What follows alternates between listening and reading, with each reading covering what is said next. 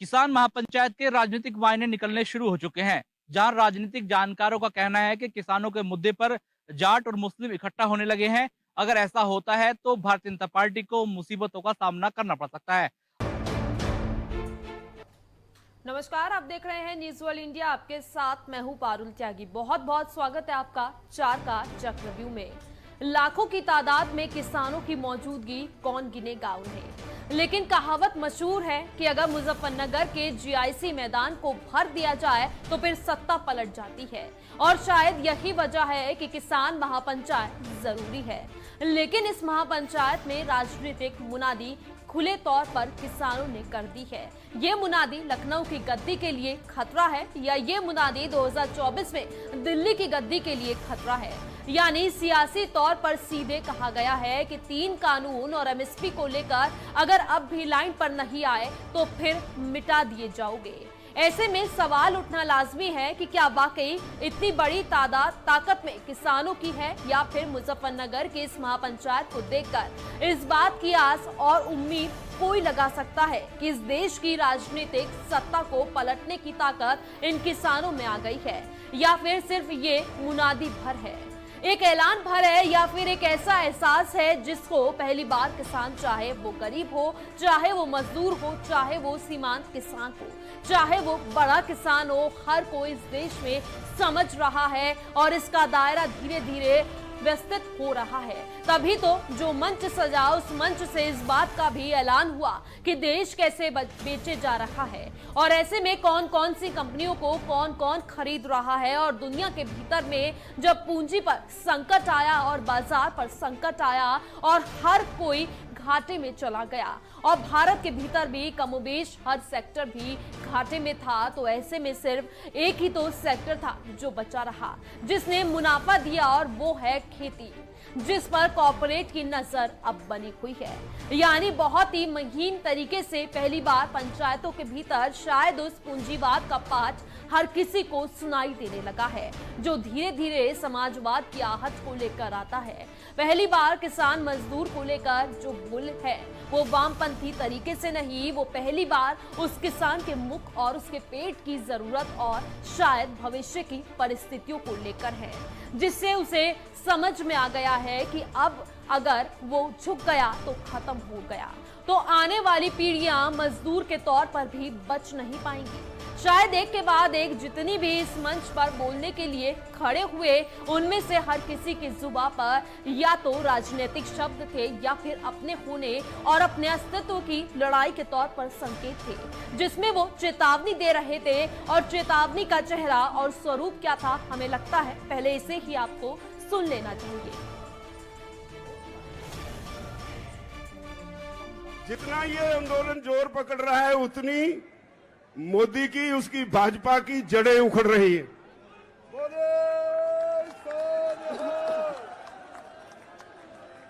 हमने बंगाल के चुनाव के वक्त कहा था कि हमारा काम नहीं है ये, अगर सरकार को वोट की राजनीति से बिना कोई बात समझ में नहीं आती तो हम वोट पे चोट करेंगे।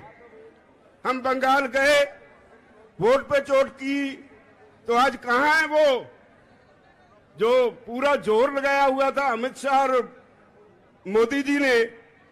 मोदी दोनों को लोगों ने मांझ के रख दिया। आज का आपका ये इकट्ठ, ये एक वार्निंग सिग्नल है मोदी सरकार को कि राहे रास पर आ जाओ वरना मिटा दिए जाओगे। कोई शक नहीं मुझे कि अगर बीजेपी को वोट पे चोट ही नजर आती है तो आज के इस समागम के बाद वोट पे चोट लगाने के लिए माहौल तैयार हो गया। मोदी जी तैयार हो जाओ, मैदान में देखेंगे। बात कही कि ये ग्राउंड ऐसी ग्राउंड है, जब मुजफ्फरनगर में इस ग्राउंड में रैली होती है और ये ग्राउंड भर जाए, इसका मतलब होता है यहां की सरकार गई। तो सुना आपने, मुजफ्फरनगर की ये गूंज वाकई पूरे देश में राजनीतिक तौर पर गूंज सकती है।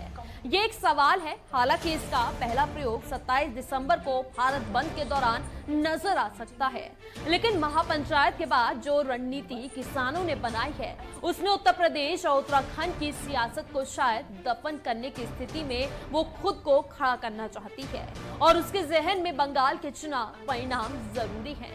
लेकिन ध्यान दीजिए, जिस तरीके से अब रणनीति बन रही है वो रणनीति मंडल स्तर पर 18 बैठकों को अंजाम देना है, वो जिले स्तर पर किसानों को जोड़ना है, वो तहसील स्तर पर छोटी छोटी बैठकों को अमल में लेकर आना है। दरअसल ये पश्चिमी उत्तर प्रदेश का जो हिस्सा है और उसमें जहां पर जो सभा हुई वो जाटलैंड के तौर पर जाना जाता है। इस इलाके से आंदोलन के तौर पर पहचान अगर रही है तो वो है महेंद्र सिंह टिकैत, जो कि राकेश टिकैत के पिता हैं। तो दूसरी तरफ चौधरी चरण सिंह की भी इसी इलाके में गूंज रही है, जिसने इस देश में कृषि का पाठ पढ़ाया है। आंकड़ों के जरिए और लोगों के साथ खुद को इस रूप में जोड़ा जहां से वो बड़ी से बड़ी राजनीतिक सत्ता में दखल देने की स्थिति में आ जाए। मुजफ्फरनगर, मेरठ का इलाका, सहारनपुर का इलाका, ये पूरा इलाका खास तौर पर पश्चिमी उत्तर प्रदेश का इलाका है और इसे राजनीति ने 2014 में जरूर बंटा था। शायद इसीलिए मुजफ्फरनगर को चुना गया। याद कीजिए 2013 में जब मुजफ्फरनगर के जो दंगे हुए थे, उस दंगे से पहले भी वहीं पर सितंबर का ही महीना था। 2013 में वहां पर एक पंचायत हुई थी और वो पंचायत जिस जगह पर हुई थी वो नंगला मंदौर गांव था। 7 सितंबर को यहाँ पर पंचायत हुई और उसके बाद दंगे हो गए। ध्रुवीकरण राजनीतिक तौर पर जिस तरह से हुआ उसका लाभ बीजेपी को बखूबी से हुआ है। और 2014 में 2 फरवरी जब प्रधानमंत्री ने अपनी चुनावी रैली जब शुरू की तो उन्होंने मेरठ को ही चुना। इसी पश्चिमी उत्तर प्रदेश में और जिन बातों का जिक्र किया वो सीधे तौर पर सियासी ध्रुवीकरण राजनीतिक तौर पर बीजेपी को लाभ कैसे पहुंचा सकता है उसी दिशा में ले गया। लेकिन इस पूरे इलाके में जिस तरीके से ताना बाना सामाजिक तौर पर बुना हुआ था उसे इस दौर में तोड़ा गया और इसकी आहट समाजवादी पार्टी महसूस नहीं कर पाई, इसीलिए उसे 2017 में हार मिली। उस दौर में आरएलजी नेता अजीत सिंह ने भी खामोशी बरती थी और शायद के लिए भी 2019 में वो चुनाव मैदान में उतरे थे, लेकिन चुनाव वो हार गए। लेकिन सवाल उससे अगले पन्ने का है और पहली बार जब पंचायत चुनाव हुए तो इस पूरे इलाके में जितनी बड़ी हार बीजेपी को मिली, इससे बड़ी हार उसे कभी नहीं मिली। पंचायत सदस्यों की कुल तादाद इस इलाके में 444 है। सिर्फ 99 सीटों पर बीजेपी ने जीत हासिल की थी। लेकिन यहीं से दूसरा सवाल शुरू हुआ, क्योंकि उस वक्त जो जिला पंचायत अध्यक्ष थे वो इस इलाके में 14 चुने जाते हैं और उसमें से बीजेपी ने 13 पर कब्जा कर लिया। और उस वक्त कहा गया कि बाहुबल और स्टेट मिशनरी क्या होती है और पैसे क्या होता है, धनबल, ये सारी चीजें परिभाषित करके उसने अपने तरीके से जानकारी दे दी थी कि 2022 का चुनाव वो यूं ही नहीं हारेंगे, यानी कि पंचायत सदस्यों को लोगों ने हरा दिया। लेकिन अध्यक्ष के तौर पर धनबल, बाहुबल के जरिए और स्टेट मिशनरी के जरिए उसने कब्जा कर लिया। ये एक नए तरीके का मैसेज है जो किसानों के सामने है और किसान इस इलाके में सबसे ज्यादा यहाँ पर खाप पंचायतें हैं। ये वही इलाका है जहां से करीबन 25 किलोमीटर की दूरी से उत्तराखंड की सीमा भी शुरू हो जाती है। इस पूरे इलाके में मेरठ, आगरा, बुलंदशहर, सहारनपुर, मुरादाबाद, बरेली सारी चीजें देखिएगा तो इस पूरे रेंज में आती हैं। लेकिन अगला सवाल फिर यही है कि राजनीति की इतनी बड़ी मुनादी इस महापंचायत में किसानों ने कर दी। कहा गया कि मिटा देंगे, या तो आप लाइन पर आ जाइए और 3 कानून है उसे खत्म कीजिए, एमएसपी को कानूनी तौर पर खत्म कीजिए, अन्यथा मिटा दिए जाओगे। चलिए पहले आप सुनिए कि राकेश टिकैत ने कल क्या हुंकार मुजफ्फरनगर से भरी थी। जिस तरह से एक चीज बेची जा रही है, 3 कानून भी उसी का ही एक हिस्सा है।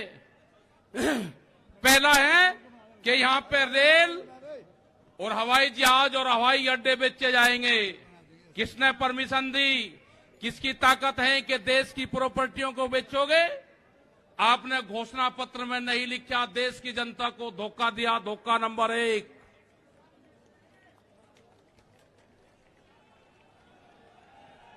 धोखा नंबर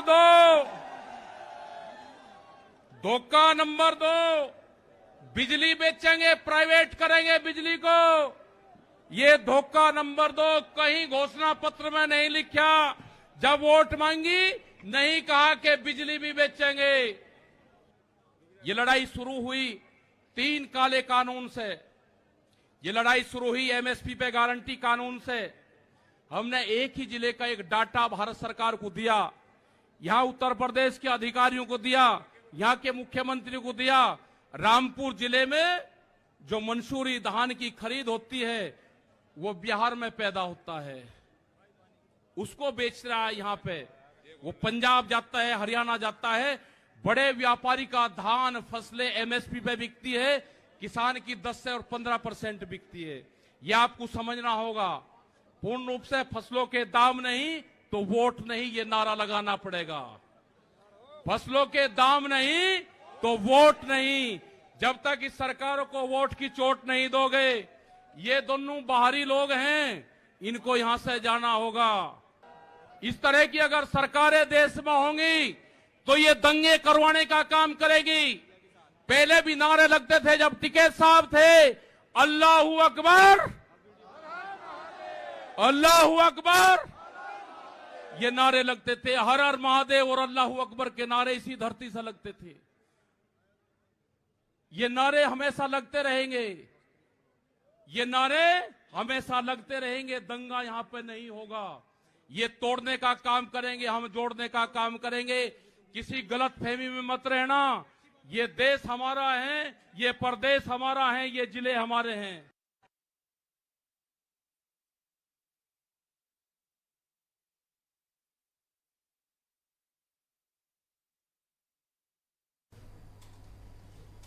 पश्चिमी यूपी के जाटलैंड कहे जाने वाले मुजफ्फरनगर की महापंचायत से किसानों ने उत्तर प्रदेश और उत्तराखंड के चुनाव में बीजेपी को वोट से जोड़ देने का खुला ऐलान कर दिया है। विधानसभा चुनाव से ठीक पहले हुई किसान महापंचायत में संयुक्त किसान मोर्चा के नेताओं ने भले ही बीजेपी के खिलाफ मोर्चा खोल दिया हो, लेकिन सूबे में किस पार्टी को समर्थन करेंगे इस बात को सार्वजनिक नहीं किया गया। पिछले 2 दशक में जब जब मुजफ्फरनगर में किसानों की महापंचायत जिस सरकार के खिलाफ हुई, उसे सत्ता से हटना और विदा होना पड़ा है। ऐसे में सवाल उठता है कि क्या किसान आंदोलन का 2022 के यूपी चुनाव में किसे सियासी फायदा मिलेगा। मुजफ्फरनगर के राजकीय इंटर कॉलेज के मैदान में रविवार को आयोजित महापंचायत में किसानों ने तय किया कि राज्य के हर जिले में संयुक्त मोर्चा का गठन कर आंदोलन को धार दिया जाएगा। किसानों का उमड़ा सैलाब देख किसान नेताओं ने कहा कि ये मोदी सरकार के लिए सिर्फ वार्निंग सिग्नल है, या तो रास्ते पर आ जाओ, नहीं तो किसान 2024 तक आंदोलन करने को भी तैयार हैं। यहाँ मुजफ्फरनगर दंगे में टूटे सामाजिक ताना बाना को 8 साल बाद किसान महापंचायत के जरिए पिरोने की कवायद होती भी नजर आई। किसान नेता राकेश टिकैत ने मंच से हर हर महादेव और अल्लाहू अकबर के नारे लगाकर धार्मिक सद्भाव का संदेश देने की भी कोशिश की और उन्होंने कहा कि किसानों की मांगे नहीं मानी तो बंगाल की तर्ज पर यूपी में योगी सरकार को खाट फेंकेंगे। किसान महापंचायत में कृषि कानूनों की वापसी, एमएसपी की गारंटी, गन्ना मूल्य बढ़ोतरी की मांग उठाई गई। ऐसे में रेलवे, एयरपोर्ट, बैंक और बीमा समेत सार्वजनिक क्षेत्र के निजीकरण पर भी कड़ा विरोध जताया। कहा कि किसानों की मांगे नहीं मानी तो बंगाल की तर्ज पर यूपी में योगी सरकार को खाट फेंकेंगे।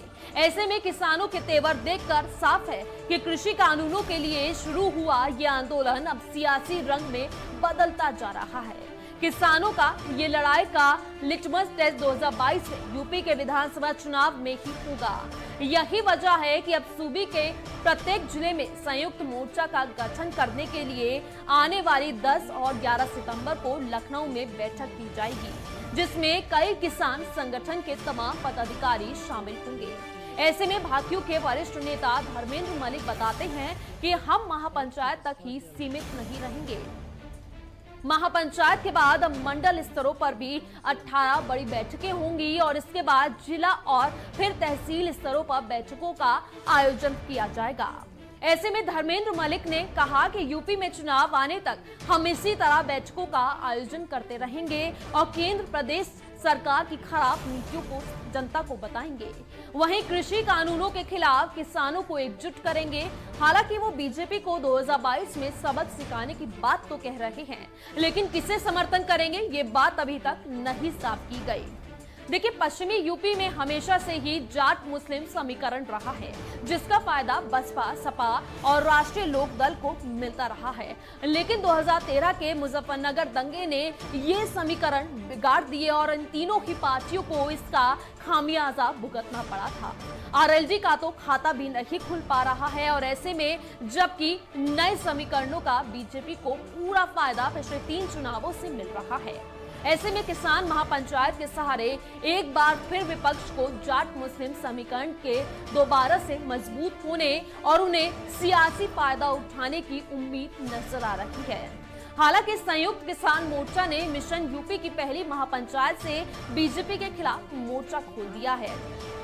ऐसे में विपक्षी दल की मैदान के बाहर किसानों की सेवा में जुटे रहे, लेकिन उन्हें मंच पर जगह नहीं मिली। आरएलजी की तरफ से खुले तौर पर महापंचायत का समर्थन किया गया था। यही वजह थी कि आरएलजी के तमाम नेताओं ने अपने होर्डिंग और बैनर महापंचायत स्थल के रास्तों पर लगवा रखे थे। इसके अलावा स्थानीय स्तर पर काफी समर्थक महापंचायत में शामिल रहे।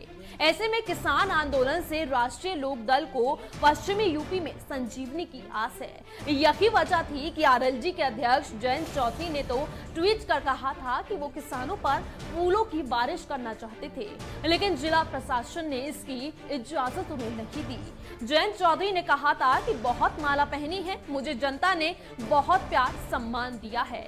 अन्नदाताओं पर पुष्प बरसा कर उनका नमन और स्वागत करना चाहता था।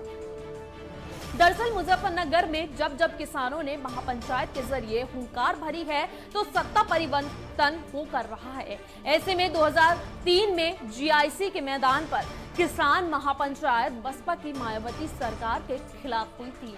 चौधरी महेंद्र सिंह टिकैत पर कलेक्ट्रेट में हुए लाठीचार्ज के विरोध में किसान जुटे थे और इसके बाद हुए चुनाव में मायावती सत्ता से बाहर हो गई थी। इसके बाद 2008 को टिकैत की गिरफ्तारी के विरोध में बसपा सरकार के खिलाफ बड़ी पंचायत हुई थी और 2012 में बसपा सत्ता से बाहर हो गई थी। ऐसे में प्रदेश में सपा की सरकार आई और मुजफ्फरनगर जिले में कवाल कांड के बाद भाकियू नेता राकेश टिकैत ने 7 सितंबर 2013 को नंगला मंदौड़ में पंचायत बुलाई। इस महापंचायत के बाद जिले में दंगे हुए और जिसका खामियाजा सपा को उठाना पड़ा। 2017 में सत्ता परिवर्तन हो गया और प्रदेश में बीजेपी की सरकार आ गई। ऐसे में अब 2022 में चुनाव होने वाले हैं और एक बार फिर यह महापंचायत हुई है। ऐसे में किसान संगठन बीजेपी की योगी सरकार को उखाड़ने की बात भी कह रहे हैं, लेकिन किसे समर्थन करेंगे ये बात अभी तक नहीं बताई गई है। ऐसे में कृषि कानून के विरोध में खड़े हुए 9 महीने में किसान आंदोलन का सबसे बड़ा फायदा पश्चिम यूपी में आरएलजी को मिला है। पश्चिम यूपी में पिछले दिनों हुए पंचायत चुनाव में आरएलजी सपा गठबंधन ने बेहतर प्रदर्शन किया था। ऐसे में पश्चिम क्षेत्र में 445 पंचायत सदस्य हैं, जिनमें से बीजेपी 99 सदस्य ही जिता सकी थी, जबकि रालोर 200 जिला पंचायत सदस्य जीतने का दावा कर रही थी। ऐसे में आरएलडी छोड़कर गए नेताओं ने वापसी कर रहे हैं तो दूसरे दल के नेताओं ने भी पार्टी की सदस्यता हासिल की है। 2022 के चुनाव में आरएलजी और सपा का गठबंधन तो है। ऐसे में जयंत चौधरी और टिकैत परिवार के बीच रिश्ते भी काफी बेहतर हैं, लेकिन ऐसे में किसानों का बीजेपी के विरोध सबसे बड़ा फायदा फिलहाल आरएलजी को ही होने की संभावना है। ऐसे में राजनीतिक जानकारों का कहना है कि किसानों के मुद्दे पर जाट और मुस्लिम समुदाय अब एकजुट हो रहा है और अगर वो एक बार फिर एक हुए तो भारतीय जनता पार्टी को काफी नुकसान हो सकता है। 2017 चुनावों में जाट और मुस्लिमों के बीच दूरी का फायदा सबसे ज्यादा बीजेपी को ही मिला था। मुजफ्फरनगर महापंचायत में काफी संख्या में मुस्लिम समुदाय के लोग भी शामिल हुए थे, जो कि राकेश टिकैत के लिए एक अच्छा संकेत है। वहीं इस पर वरिष्ठ पत्रकार का क्या कुछ कहना है, आपको सुनाते हैं। परास्त पश्चिम से मिल सकती है। किसान महापंचायत के राजनीतिक मायने निकलने शुरू हो चुके हैं, जहां राजनीतिक जानकारों का कहना है कि किसानों के मुद्दे पर जाट और मुस्लिम इकट्ठा होने लगे हैं।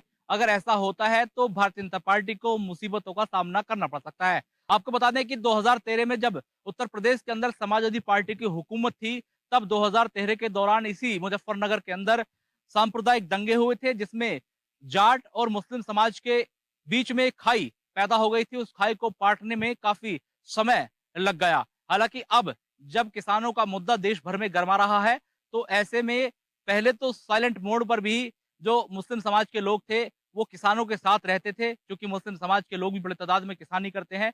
लेकिन अब जब इतनी बड़ी रैली, महारैली का आयोजन हुआ है, तो किसान जो थे मुस्लिम समाज के, वो भी खुलकर सामने आए और इस रैली में पहुंचे। ऐसे में कहीं ना कहीं उत्तर प्रदेश के अंदर 2022 का जो चुनाव होना है, उसमें अगर जाट और मुस्लिम इकट्ठा हो रहे हैं, तो यह उत्तर प्रदेश के अंदर भारतीय जनता पार्टी के लिए किसी खतरे की घंटी से कम नहीं है, क्योंकि 2022 के चुनाव में भारतीय जनता पार्टी की राह इतनी आसान नहीं होगी अगर ये दोनों समुदाय इकट्ठा होते हैं।